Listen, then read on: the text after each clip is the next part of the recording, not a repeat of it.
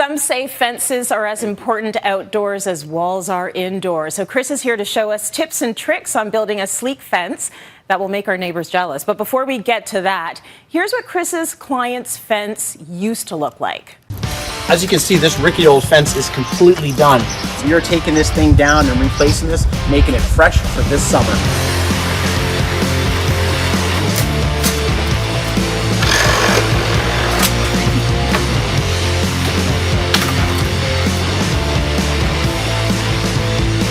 Right, post hole setting day. Need some concrete.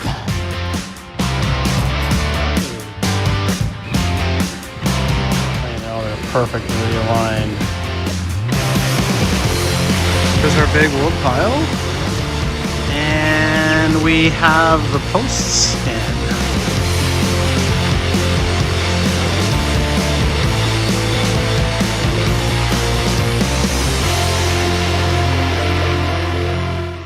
Wow, Chris, you've made some serious progress and that fence looks way sturdier, but you say there's a list of things to do before you even start tearing down your old fence. So where do we start? Absolutely. There's three things that I suggest you want to do. First things first is you want to establish the property line, either with the survey or I highly recommend have a chat with your neighbor. It's a really good common courtesy. Speak with your neighbor. They will appreciate you having a conversation with them. In some cases, you might even be sharing the property line with the neighbor, so in that case, you could share the costs. Our next thing is we want to establish what the fence height is. From one municipality to another, it could change in the height. So again, figure out what your height is that is allowed in your area. You do not want to be getting into a situation where you have to take the fence down. And the third thing, which is probably the most important thing, is you want to call before you dig. You want to call your underground utility contractors, make sure you're not hitting water, electrical, cable, or gas. Thousands of people every year in North America, they're either injured or they kill themselves because they don't call before you dig. So I say that's the most important thing before you even start. Okay, good tip. So I've checked with my neighbors, I've checked on the local rules, and now I start to tear down my fence. And I checked with utilities. Yeah. I make sure I'm not digging into anything. It looks like you tore out everything, even the old posts. So were those hard to get out of the ground? No, believe it or not, they were really easy to get around. As you can see, the old fence had reached its life expectancy, and a lot of times with these old fences is what happens is they tend to rot right at the level of the soil. So this old fence came out in a sense, just came right over and we took it right out, no problem. And then we go to put our new posts in, we're going to offset from the old concrete because we do not want to rip out the old concrete from the old posts. It'd be way too labor intensive, way too hard, so our new posts will go just beside them.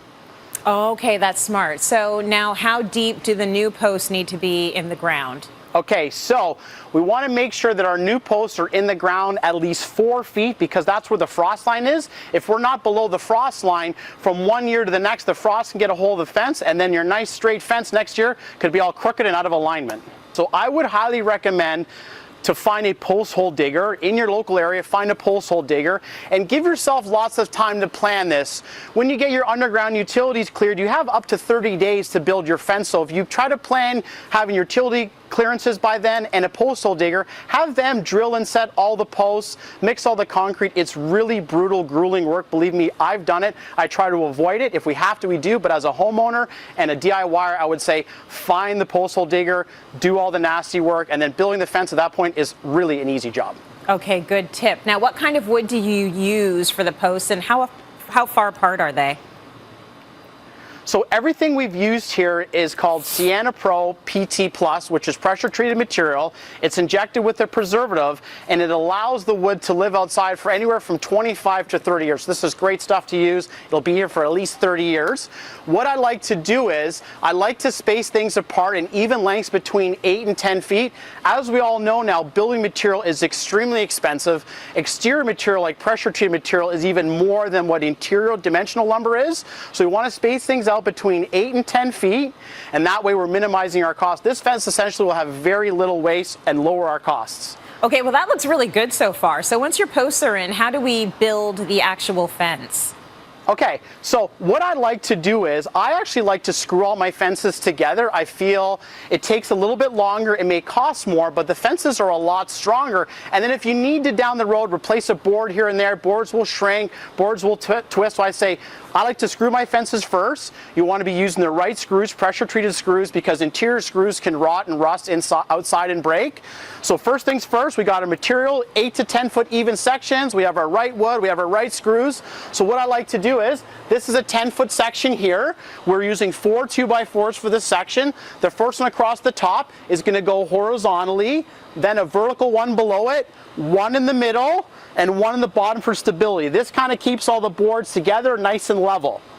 Okay, so what we did is we planned out our whole section here. We've pre-cut all the wood, so you're not running to the chop saw every 5 minutes to cut each board. If you cut your sections of boards, all you have to do is assemble. This is basically assembly line work at this point. So we've reached a height here of 7 feet. We're going to take one of our fence boards, it's already been pre-cut. We go right up tight to our top cap. We want to get little short screws for here so we're not going through the fence on that side, because just because that's not our side of the fence doesn't mean that side doesn't need to look good as well. We want both sides of the fence to look equally as good. So let's get started here. I like to do 2 in each side, in each board. And I'm really anal with keeping all the screws straight. Nothing worse than looking at a nice fence and all the screws are all janky. I like to keep them all perfectly spaced, perfectly even. You know, take your time. So it's all about the prep, and while you're finishing up that one board, it looks like you've actually changed the design of the fence. So why did you change it? I love it. And how long is it going to last? So the original fence, it had lattice on it, and I'm going to be honest with you, I hate lattice. It's really ugly. Right? Wouldn't you agree? Like, it's ugly, and one, it doesn't create any privacy, and they always tend to fall apart. So you could have a fence that's not even old. The lattice is done with little staples, they rust, they fall apart. It's just ugly. So I'm trying to rid the world of lattice one fence at a time. And they just wanted a really clean, simple, modern look, lots of privacy. They didn't get that from the lattice. So here with our 8 and 10 foot sections, there's very little waste, and then we're going to have an even amount of boards in each one, so really clean and really modern. A little bit of math involved there as well. I love it, Chris. You've done an incredibly clean job.